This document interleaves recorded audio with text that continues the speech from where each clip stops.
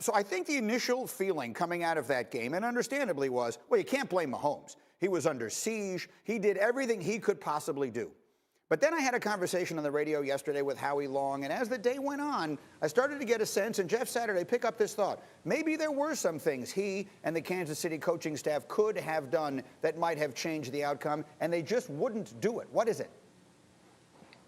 Yeah, they should have changed their game plan in the half. Like you saw them come out of half, Greeny, and all of a sudden they decide to run the ball, and they're effective runs, right? When you have two high safeties and they're playing two-man a bunch underneath, they are forcing you to run the football. And it's like they wouldn't get out of their own way. And let me tell you, from high-producing offenses, I played on them my whole career. 14 years, we led the league or were close to being the top of the league in offense. When you come to the sidelines after kicking field goals or punts, the pressure you feel, Greeny, as you walk over there, there's no continuity, right? All of a sudden, you start asking, hey, man, were you open? What were you doing? The line's looking at each other. Hey, did you get your guy? Hey, is Patrick throwing the ball on time? Is he getting the ball out? Everybody asks those questions, and Mahomes actually said it in his press conference. I didn't get the ball out on time. I didn't know the routes receivers were going to run. The line didn't do a great job. All of those things could have been solved had they done what the defense was providing them. That's run the football, and then you find rhythm in your offense. You bring that safety down. You make sure they can't stay too high like they did.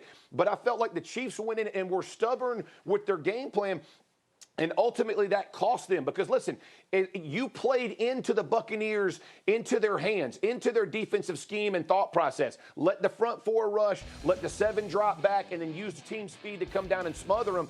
But I'm just telling you, Greeny, like the pressure you put on yourself as an offense that has carried this football team for really 2 years, and all of a sudden nothing's working and everybody's pointing fingers, it becomes really difficult to dig yourself out of that hole. You know, Marcus, and so it's an interesting thought because we talked all last week. You have to pick your poison with the Chiefs. Pick your poison. And then they just shut them down completely. And the answer, Jeff is telling us, and I want to hear your perspective as a defensive player, is take the check down, run the football, force the Buccaneers to come out of what they were doing. And for whatever reason, the Chiefs never really gave that a try.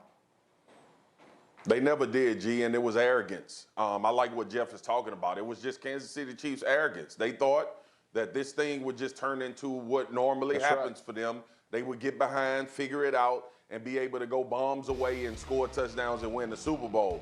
But look, I love what Jeff said. I'm not getting in the scheme. I know Jeff Saturday is going to love what I'm about to say. The line of scrimmage mattered.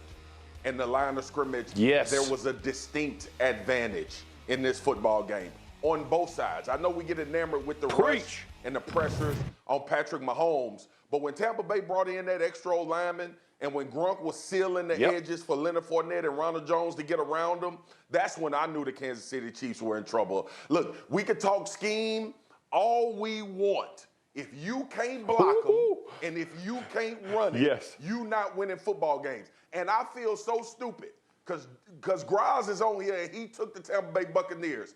And all of my football acumen for years told my crazy self to sit on that stage and take the Tampa Bay Buccaneers in this football game, knowing what that line of scrimmage looked like. I got enamored with Patrick Mahomes and the passing game and how explosive they are and the things that I had seen the Chiefs do.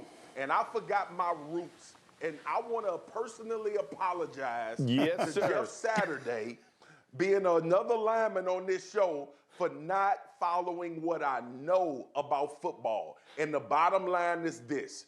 You can put all the track stars you want to put out there. You can put the best quarterback you want to put out there. If you drop a piece of meat in the middle of lions and it ain't nobody else to protect them, that piece of meat gonna get ate, bro. And that's what happened to Patrick Mahomes. We could look at Patrick Mahomes' interview. It looked like he had been hit by a bear after that game. And that's exactly how he felt, man. I think that's reasonable. Again, Clyde Edwards-Helaire, when he ran it, was effective. He only had 9 carries in the game, and I get that it turns into a blowout in the second half, but there was plenty of time to try and establish that. Graziano, I know you had a thought. Go ahead. Well, just too many offensive line injuries, right? I mean, Duvernay-Tardif opts out at the beginning of the year. They survived that. Mitchell Schwartz gets hurt early in the year. They survived that. Eric Fisher getting hurt in the AFC Championship game was the breaking point. And Swagoo, I did not think the Chiefs were only going to score 9 points because of that offensive line. I thought it might make the difference in a close game. So I really thought Mahomes would overcome it as well. But yeah, I think that's what ended up doing it. They just couldn't get into anything because he was running immediately as soon as he got the ball. Thank you for watching ESPN on YouTube. For live streaming sports and premium content, subscribe to ESPN+.